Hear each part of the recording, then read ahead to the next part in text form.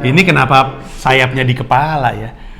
Jadi, belakangan ini di YouTube gua, di Instagram juga, di Twitter juga itu suka banyak komentar-komentar senada. Karena ngelihat gua kurus, botak, orang-orang pada bilang, "Bang Panji kanker ya?" gitu. "Bang Panji lagi kemo ya?" gitu. "Bang Panji semangat ya kemonya ya?" gitu. Emang mulutnya nih sampah-sampah semuanya. Guanya sih memang enggak kanker, alhamdulillahnya. Moga-moga enggak terus. Tapi memang ada yang sakit kanker, yaitu anak-anak yang dibantu oleh yayasan kami, Pita Kuning. Bumper, sakit.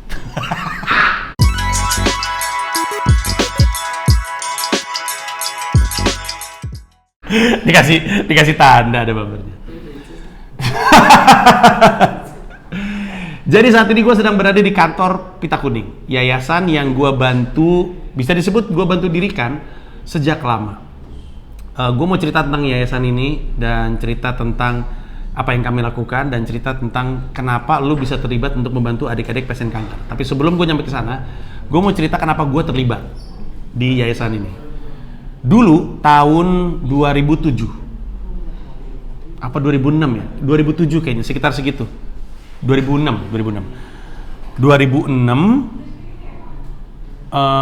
Gua lagi ngerjain sebuah sebuah acara di Trans namanya Ngelenongnyok. Gua masih jadi penonton bayaran yang kerjanya nyeletuk. Jadi gua ada kan kalau ngelenong kan suka ada yang di depan tuh nonton. Nah, gua di situ ditanam untuk nyeletuk. Nah, salah satu penonton celetukers namanya Esti, gue inget. Itu adalah mahasiswi psikologi yang waktu itu lagi tugas kuliah di Rumah Sakit Kanker Darmais. Dia bilang sama gua, ini ada satu anak terminal, udah mau meninggal. Keinginan terakhirnya adalah ketemu gua. Kaget dong gua. Gua saat itu kan tidak merasa artis, karena waktu itu acara gue yang dikenal paling Kena Deh. Dan Kena Deh memang mungkin orang pada suka, tapi saat itu tuh di kepala gue tuh gue belum entertainer lah. Gue baru ngerasa gue terkenal tuh Hole in the Wall tuh, karena RCTI gitu kan. Terus acaranya stripping gitu. Jadi gue kaget, ini ada anak pengen ketemu sama gue. Iya, karena dia suka banget nonton Kena Deh. Dia usianya udah gak lama, mau gak lu datengin dia di Rumah Sakit Kanker Darmais untuk bikin dia happy? Ya gue denger ada anak mau meninggal, keinginan terakhirnya pengen ketemu gue, ya pasti jalan dong, gerak gue. Berangkatlah gue suatu hari ke Rumah Sakit Kanker Darmais, ketemu sama nih anak, kita ngobrol-ngobrol. Terus gue saat itu ngelihat ada banyak adik-adik pasien kanker yang tidak mampu. Di lantai anak, di bangsal anak. Latar belakang keluarganya tuh, orang tuanya tuh ada yang ojek, ada yang beca, di beberapa pelosok Jakarta kan masih ada tuh. Pokoknya datang dari keluarga nggak mampu, kelihatan gitu. Sementara kita tahu kan pembiayaan kanker mahal sekali. Bingung dong gue ngobrol sama dokter Edi Tehuteru, dokter anak yang waktu itu juga bertugas di Rumah Sakit Kanker Darmais. Kita ngobrol panjang lebar, terus gue nanya, ini kalau mereka nggak ada duitnya terus dari mana? Saat itu belum ada BPJS, belum ada SJSN, Sistem Jaminan Sosial Nasional, belum ada tuh. Adanya Askeskin, Jamkesmas dulu tuh. Tapi itu ada kuotanya, ada plafonnya. Kalau plafonnya mentok, mereka nggak punya uang. Terus gue nanya, kalau plafonnya mentok, bantuannya dari mana? Nah, ini yang bikin gue bingung. Ada ibu-ibu ekspat, ibu-ibu arisan tapi ekspat, bule-bule. Orang Jerman, orang Belanda, orang Inggris, orang Amerika sering ngumpul bareng. Mereka yang sering ngasih uang untuk bantu anak-anak ini. Bingung. Anak-anak Indonesia yang bantu kenapa bule duluan? Bingung dong gue. Kenapa orang Indonesia nggak ngebantu orang Indonesia? Karena gue dihantui sama pemikiran itu, gue pulang samperin. Gue bukan pulang ya, maksudnya gue besoknya tuh siaran di Hard Rock FM Jakarta. Ngobrol sama partner siaran gue, Stenia Gustaf. Tuh kasian banget tuh anak-anak nggak mampu tuh. Produser gue bilang, kebetulan bentar lagi mau Ramadan, kita feature yuk, kita bahas mereka sebulan penuh. Tapi dari awal gue bilang sama Stenia, sama Winda, sama anak-anak Good Morning Hard Rock Show Jakarta, gue bilang, bisa nggak kita pendekatannya nggak kayak yang lain? Yang lain tuh seneng banget ngasih lihat foto-foto ngeri. Kalau misalkan ada anak-anak yang kanker apa tuh yang dikasih lihat tuh yang takut gitu. Bisa nggak sih kita nggak kayak gitu? Kita kasih pendekatan yang berbeda. Oh yaudah kalau gitu, kita pendekatannya adalah kita kasih lihat kalau mereka bahagia nih, walaupun mereka dengan kanker mereka bahagia, dan tujuan kita adalah membuat anak-anak ini terus bahagia. Waktu itu pendekatan yang kami ambil karena ini radio ya, audio. Gua ngajak ngobrol seorang anak yang kena kanker. Gue ajak ngobrol, kedengeran nih rekamannya, gue tayangin. Gue ajak ngobrol, dari rekamannya terdengar bahwa kita lagi ngewarnain. Kita mau ngewarnain nih, yuk. Terus dia nanya, ini gambar apa nih? Ini gambar pohon. Kamu mau gambar daunnya warnanya apa? Aku mau ungu, kasih krayon ungu. Ini sebelah sini. Terus udah gitu, mana? Ini apanya? Habis itu kita apa? Kita bikin batangnya mau warna apa? Aku mau warna kuning, dikasih krayon kuning diwarnain. Sebelah mana batangnya? Itu kedengeran tuh suara itu. Terus dia ketawa-ketawa, ngobrol sama gue ketawa-ketawa. Jadi yang keluar adalah kebahagiaan anak ini. Di akhir rekaman gue bilang sama pendengar gue bahwa itu anak kena kanker retinoblastoma. Jadi matanya itu sebenarnya buta. Tapi hobinya mewarnai. Gara-gara itu satu edisi langsung rame, semua orang langsung tergerak pengen bantu. 1 bulan kami memfeature anak-anak yang ada di Rumah Sakit Kanker Darmais saat itu. Dalam waktu 1 bulan terkumpul 100 orang yang menyatakan diri ingin ngebantu jadi relawan. Lalu duit kekumpul kalau gue nggak salah 30 juta dalam sebulan. 30 juta itu akhirnya kita berikan ke anak-anak itu untuk pengobatan dan segala macamnya. Jalanlah sesuatu yang disebut sebagai Community for Children with Cancer, C3. Waktu itu sempat ada websitenya, c3friends.com. Kayak Facebook, tapi setiap klik yang lu taruh di situ sebenarnya jadi nilai yang akan kita jual ke sponsor. Jadi ada c3friends.com, ada banner iklannya kita jual ke sponsor. Makin aktif kegiatan di website tersebut, makin mahal nilai bannernya dong, karena matanya banyak yang bergerak di website tersebut. Makanya kita bilang setiap klik yang lo lakukan di c3friends.com itu sebenarnya adalah bantuan. Terus kita bikin C3, dulu gue bikin activity namanya Music Care. Wah, gue inget banget episode perdananya almarhum Glenn Fredly.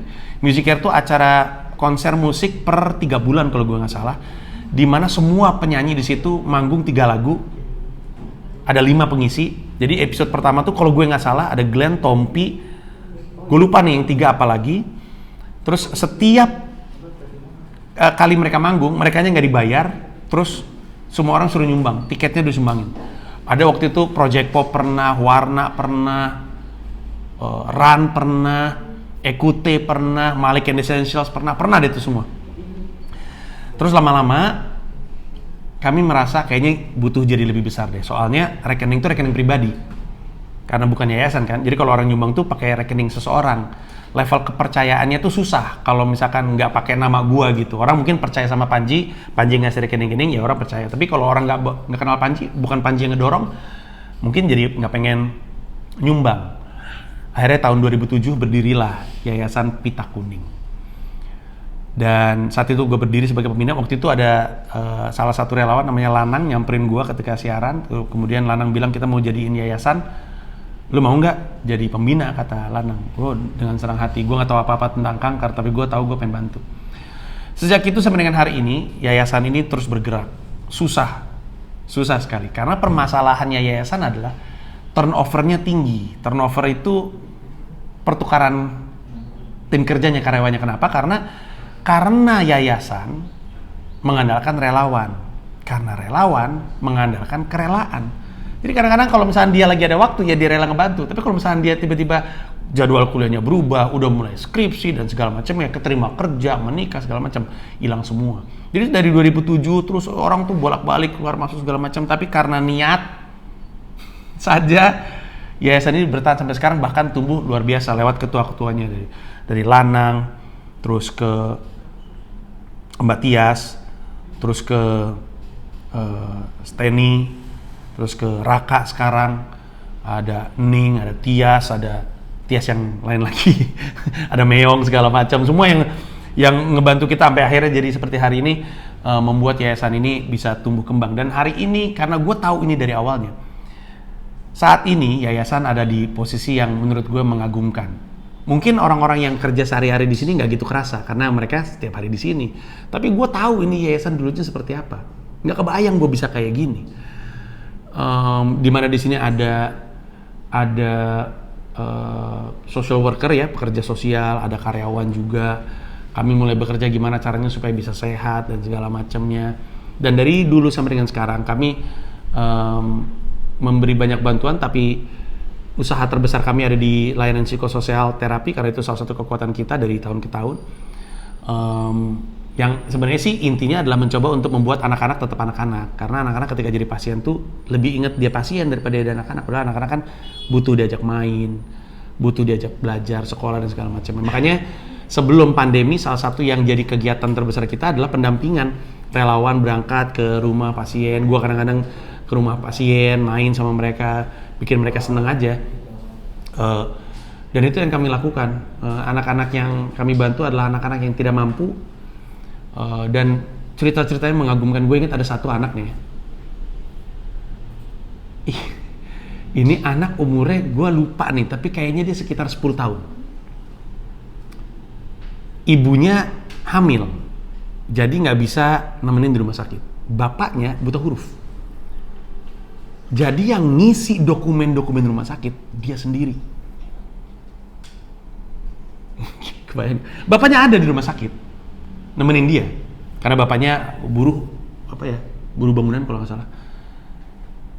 Ibunya yang kerja tapi ibunya hamil juga, jadi bapaknya di rumah sakit memang nemenin dia tapi bapaknya nggak bisa baca terus. Jadi bayangin ini anak 10 tahun sakit kanker, dia yang ngisi sendiri, biasa-biasa aja, nggak ngerasa kayak itu ada beban. Mengagumkan anak-anak ini, mengagumkan semangat mereka. Gue ada satu anak, dia bilang salah satu alasan kenapa dia semangatnya tinggi untuk nyembuhin kanker karena dia pengen ketika kanker sudah hilang, dia pengen sekolah yang benar, pengen jadi pengusaha. Ditanya sama Steny waktu itu, kenapa pengen jadi pengusaha? Supaya aku bisa pakai uang aku untuk bantu adik-adik yang sakit kanker.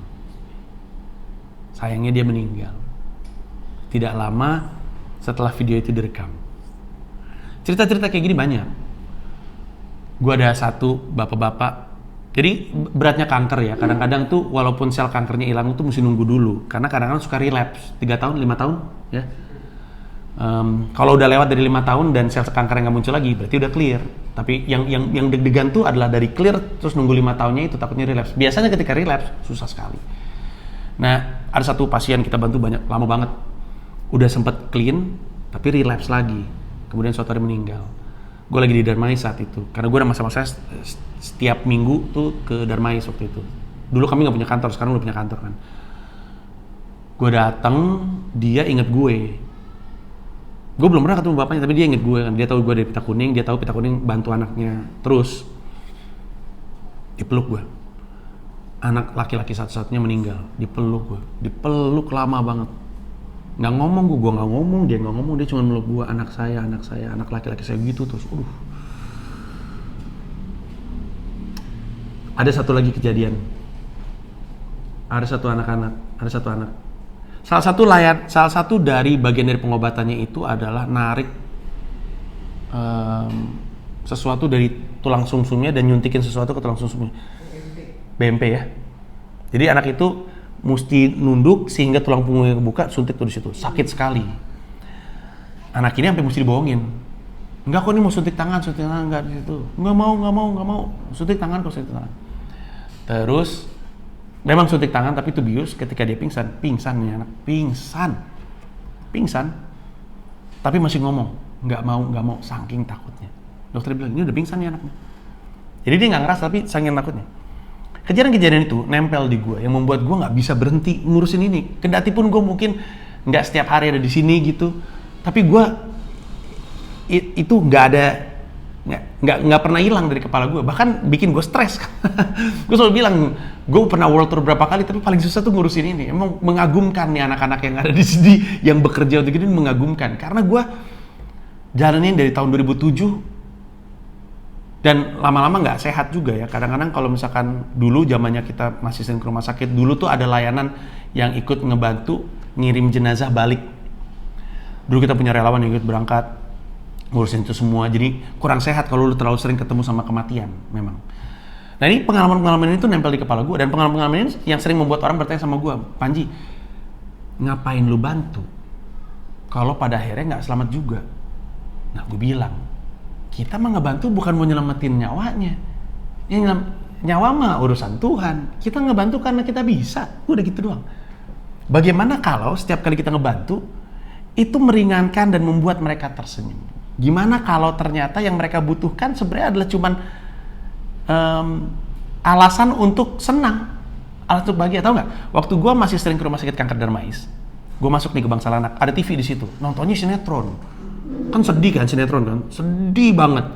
Gue bingung dong, hidup lu kan sedih nih udah, ngapain lu nonton sedih? Gue tanya sama ibu-ibu itu, karena gue sering datang ke sana untuk bikin mereka happy aja. Bu, ngapain nonton sinetron? Kan bikin sedih. Terus dia bilang gini, iya sih Mas Panji emang sedih, tapi kalau di sinetron, walaupun sedih, ujungnya pasti bahagia. Itu yang kami cari. Gue langsung, ya Allah. Kita ngebantu karena kita bisa, bukan karena kita pengen nyelamatin nyawa orang. Gak ada urusan, itu mau kuasa Tuhan. Tapi masalahnya kita bisa, dan sebenarnya semua bisa. Gue tuh percaya kita bisa ngebantu dalam beberapa hal. Pertama, kita bisa bantu uang kalau ada rezeki. Lu bisa transfer ke Pita Kuning, ada rekeningnya. Lu mau pakai rekening apa? Ada. Lu cek aja di pitakuning.or.id. Lu cek di situ. Dan kalau bisa tuh kayak ini, kayak apa sih istilahnya? Ada istilahnya automatic rollover ya. Pokoknya setiap bulan, setiap tanggal sekian lu udah otomatis transfer gitu. Biar lu nggak usah mikir lagi. Lu datang ke bank, lu minta di setup, transfer gitu. Ya berapapun duit yang lu pengen. Atau lu bisa nyumbang tenaga, nyumbang waktu, nyumbang expertise.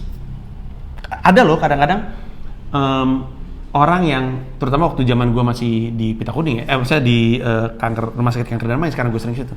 Ada yang cuma nyumbang kemampuannya main gitar, karena yang dia sumbangin adalah skill tersebut. Dia ngajarin anak-anak main gitar, ada yang ngajarin sulap, ada yang ngajarin yoyo, apapun yang lu bisa.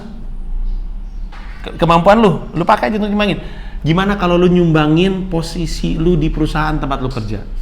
Gimana kalau lu ngomong, lu nonton video ini, lu ngomong sama bos lu cerita soal Pita Kuning, habis itu mungkin kita bisa kerja sama. Karena harus gua akuin, pandemi ini emang berdampak juga, bukan cuma sama perusahaan, sama yayasan seperti kami. Karena tentu pandemi itu mematikan untuk beberapa orang, berbahaya, mengambil konsentrasi banyak orang. Cuman dari sudut pandang gue, masalahnya nih ada pandemi nggak ada pandemi, anak-anak ini kan masih sakit kanker, jadi masih tetap butuh bantuan sebenarnya. Tapi kan seperti yang lo bisa tahu, kadang-kadang itu ya, kalau misalkan lagi ada apa gitu, konsentrasinya itu ke situ semua, anak-anak ini lupa.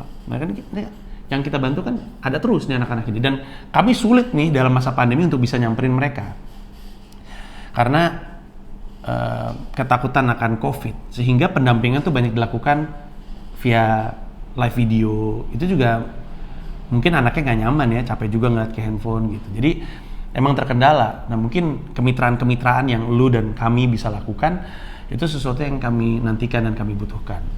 Nah gue tahu di YouTube gue itu banyak banget yang suka ngomongin Bang Panji kanker ya, Bang Panji lagi pengobatan ya, Bang Panji lagi kemoterapi ya. Saya apresiasi pernyataan Anda, jawabannya tidak, tapi ada yang sakit kanker. Pertanyaannya, sekarang setelah lu tahu, lu mau ngapain? Lu mau pura-pura nggak inget kalau gue pernah ngomong ini ke lu? Lu mau pura-pura bilang sama diri sendiri bahwa lu nggak bisa bantu di saat gue tadi bilang bisa bantu? Nggak ada bantuan gede, nggak ada bantuan kecil. Oh, gue nggak enak bantu, duit gue nggak banyak. Nggak ada bantuan gede, nggak ada bantuan kecil. Adanya mau ngebantu atau enggak. Gue sering bilang, lu punya duit 50.000, itu bisa dipakai untuk beli kertas, beli krayon. Satu anak yang lagi sakit kanker lupa berjam-jam kalau dia lagi sakit. Bisa loh. Jadi pertanyaan lu mau atau enggak? Sekarang lu udah keburu tahu nih. Sekarang lu udah keburu nonton. Gara-gara mulut sampah lu ngebecadain gua kanker kan? Sekarang lu keburu terpapar sama fakta bahwa di Indonesia banyak anak-anak yang tidak mampu yang terkena kanker, lagi berjuang dengan kanker. Sekarang karena lu tahu, lu mau ngapain? Kalau mau informasi lebih lanjut, silakan masuk Instagramnya pita_kuning, Twitter pita_kuning, masuk websitenya pitakuning.or.id, Facebook juga ada. Ada. Cek aja di situ dan lihat sesederhana-sederhananya adalah bantu menyebarluaskan informasi yang kami punya. Gue inget banget dulu waktu Pita Kuning baru pertama kali berdiri, salah satu masalah terbesar di penanganan kanker adalah terlambatnya sakit kanker ini diurus. Kanker itu ketika diurus sedini mungkin peluang sembuhnya lebih gede. Masalah di Indonesia adalah banyak orang yang takut ketika tahu anaknya kanker, takut dibawa ke rumah sakit karena biaya kan. Akhirnya mereka bawa ke dukun dulu. Sering tuh kejadian tuh. ininya sempat kempes, tumornya sempat kempes, gedenya lebih parah lagi. Ketika dibawa ke rumah sakit, udah stadium 4, udah stadium 5, udah susah. Jadi salah satu bagian terpenting dalam usahanya Pita Kuning, terutama di awal-awal, adalah sosialisasi seluas mungkin bahwa lu bawa aja ke rumah sakit. Ada yayasan. Waktu di Rumah Sakit Kanker Darmais, ada beberapa yayasan kanker anak yang bisa bantu. Bukan cuma kami doang, ada banyak. Masing-masing punya kemampuan sendiri, kekuatan sendiri. Kami juga ada, mereka juga ada.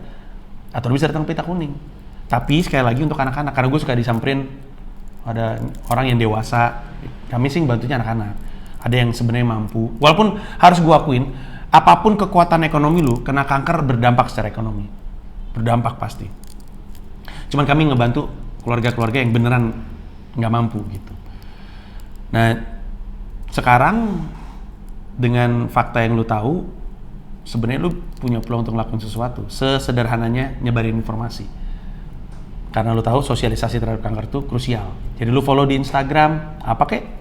Posting feed-nya, lu sundul ke story-nya lu sebarin lagi informasinya, lu retweet, segala macam. Bantu sebarin informasinya. Kenapa? Karena kalau lu bantu, setidaknya menyebarkan informasinya, orang yang membutuhkan jadi tahu, jadi bisa kami bantu. Dan cita-citanya yayasan ini terus nambah. Kita saat ini megang berapa anak? 30-an. Targetnya kalau nggak salah dinaikin ya? Pengennya 50-an. Tapi untuk bisa ngebantu 50 anak, kaminya juga harus lebih baik. Kami juga butuh banyak kemitraan, kerja sama lu juga. Ya harus gue akuin, gue juga nggak banyak bantu lah. Berkala aja. Jadi artinya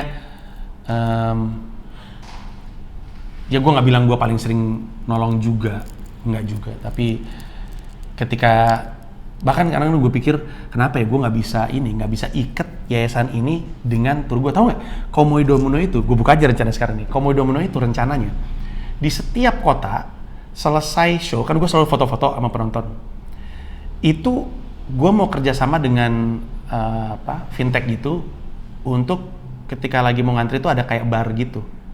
Jadi lu nyumbang, terserah deh nominalnya berapa, tapi sebelum lu foto sama gue nyumbang dulu dong. Jadi gue dan tur gue dan startup gue dan yayasan gue tuh ada sinerginya gitu. Kayak gue nonton di Jakarta misalnya, penonton gue kan 7.500, yang bisa moto sama gue kan pada akhirnya 2.500-an. Anggaplah plus gitu. Semuanya nyumbang, ada dampaknya kan sama yayasan gue. Gue jalan ke 20 kota, 15 kota nasional. Itu tuh udah jadi rencana gue. Pandemi dong datang mengganggu itu semua, tapi rencananya itu tetap jadi. Jadi kalau misalkan lu udah beli tiket gua dan lu tim tahan tiket yang nggak refund kemarin, sadari bahwa nanti ketika lu foto bareng sama gua itu kan ada barcode. Jadi lu tinggal scan. Kalau lu punya rezeki 20.000 sumbangin 20.000, lu punya 10.000 sumbangin 10.000. Tapi kalau nggak nyumbang juga nggak apa-apa. Tapi lu tahu bahwa gua sih berharapnya seperti itu, supaya lu tahu bahwa gua pengen juga nih ngiket antara stand up gue dengan yayasan gue, biar lu tahu juga kalau gue sebenarnya selama ini terlibat sama yayasan. Ini aja gue bikin karena suatu hari gue sadar semenjak gue aktif di YouTube, gue belum pernah cerita soal yayasan gue. Inilah kenapa video ini ada, mengambil momentum Anda yang suka ngebercandain saya sakit kanker. Saya tidak, tapi ada anak-anak yang bisa lu bantu. Ya, terima kasih banyak. Semoga lu mau ngebantu adik-adik pasien kanker. Jangan lupa masuk ke pitakuning.org.id. Makasih banyak, Box.